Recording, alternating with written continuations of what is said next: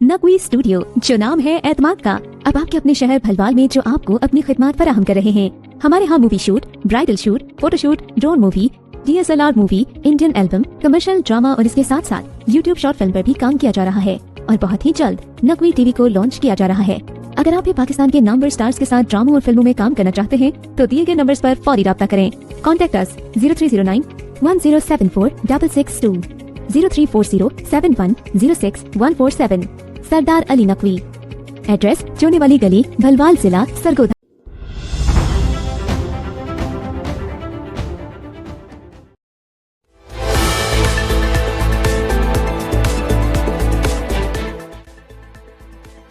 वफाकी वज़ीर इत्तलात और नशियात अता तारड़ ने फौजी प्रोडक्ट के बाइकाट के हवाले से कहा कि आपने जब से फौजी प्रोडक्ट के बाइकाट का ऐलान किया इनकी शेयर ऊपर चले गए। झूठ और मुनाफिकत की सियासत ज़ेब नहीं देती। हर अदारे के कवानीन और कायदे और ज़वाबित हैं। आप फौजी तनसीबात पर हमला करेंगे तो इस पर फौज एक्शन लेगी। Shumaila Sultana Rajput, Naqvi media news, Islamabad.